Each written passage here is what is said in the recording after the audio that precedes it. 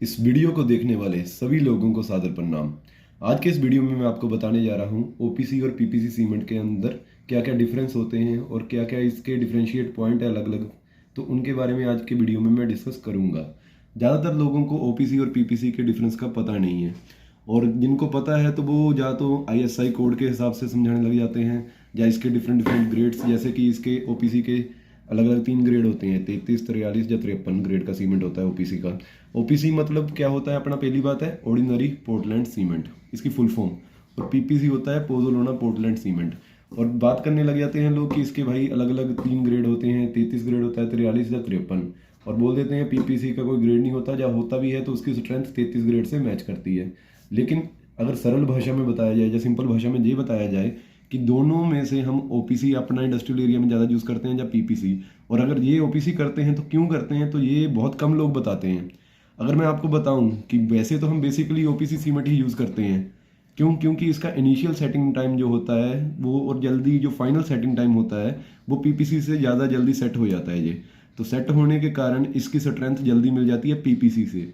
लेकिन जो अगर लंबे समय तक पीपीसी को रखेंगे आप 28 दिन के बाद, देखा जाए अगर सेम ग्रेड का ओपीसी हो और पीपीसी हो, तो लंबे समय में मतलब कि 28 दिन में पीपीसी ही ज़्यादा स्ट्रेंथ देगा आपका ओपीसी से। लेकिन फिर भी हम ओपीसी इस्तेमाल करते हैं। क्यों करते हैं?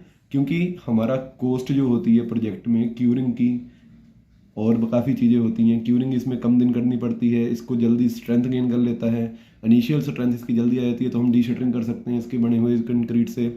तो इसके लिए चलते, क्यूरिंग की कॉस्ट बचाने के चलते, जब जल्दी प्रोजेक्ट हमारा ख़त्म हो जाए, इसलिए ओपीसी का सीमेंट हम इस्तेमाल करते हैं। पहले बात कर लेते हैं ऑर्डिनरी पोर्टलैंड सीमेंट की और पोज़ोलाना पोर्टलैंड सीमेंट। पोज़ोलाना का मतलब पोज़ोलानिक मटेरियल इसमें होता है, जिनकी फ्लाई ऐश एक मान लीजिए, फ्लाई ऐश होती है इसमें 15 से 30%। अब इसकी कॉस्ट क्या होती है ओपीसी का एक बोरी, पीपीसी से जनरली महंगा ही होता है, ठीक है जी। लेकिन लंबे समय तक मैंने क्या बताया था, अगर लंबे समय में बात की जाए तो पीपीसी की स्ट्रेंथ ओपीसी से ज़्यादा होगी, और इसको मिनिमम क्यूरिंग 7 दिन की चाहिए, और पीपीसी को कितनी चाहिए, 10 दिन की। और अगर ज़्यादा गर्मी पड़ रही है तो 14 दिन कम से कम इसको क्यूरिंग करनी पड़ेगी, उसके बाद ही ये स्ट्रेंथ दे पाएगा, नहीं तो नहीं देगा। और प्रोजेक्ट में क्या होता है, कोई इतना ध्यान दे नहीं पाता है।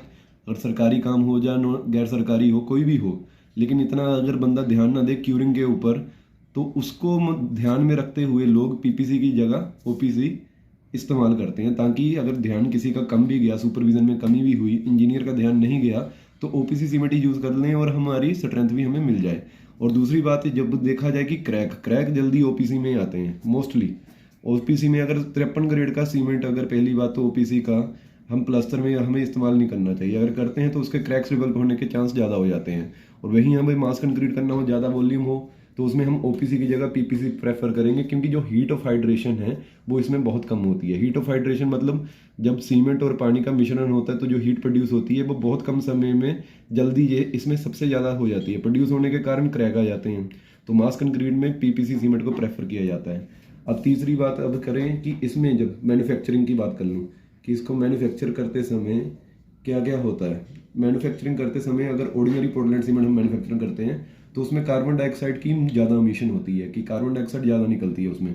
और जब पीपीसी को मैन्युफैक्चरिंग किया जाता है तो लेस कार्बन डाइऑक्साइड एमिशन होती है।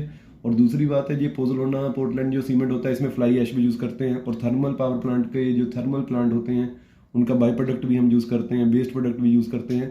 तो एक जो ग्रीन बिल्डिंग वाला कंसेप्ट होता है तो उसको भी हम ये फुलफिल करता है हमारा पीपीसी सीमेंट। तो इसको ज़्यादा प्रेफर किया जाता है उस चीज़ के लिए भी।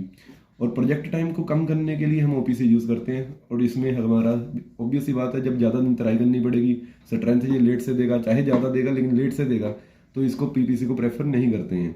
और नॉर्मली ओपीसी से हम क्या है, कॉलम, बीम, स्ट्रक्चरल मेंबर कोई भी डाल देते हैं, और पीपीसी को मास कंक्रीट के लिए या मरीन वर्क के लिए इस्तेमाल किया जाता है। तो ये बेसिकली दोनों का ओपीसी और पीपीसी के फर्क है, डिफरेंस है। लेकिन कई लोगों को इसका पता नहीं होता कि ओपीसी या पीपीसी कौन सा प्रेफर करें। तो प्रोजेक्ट की कॉस्ट को कम करने के लिए, कि टाइम कम में हमारा प्रोजेक्ट कंप्लीट हो जाए, तब हम ओपीसी इस्तेमाल करते हैं।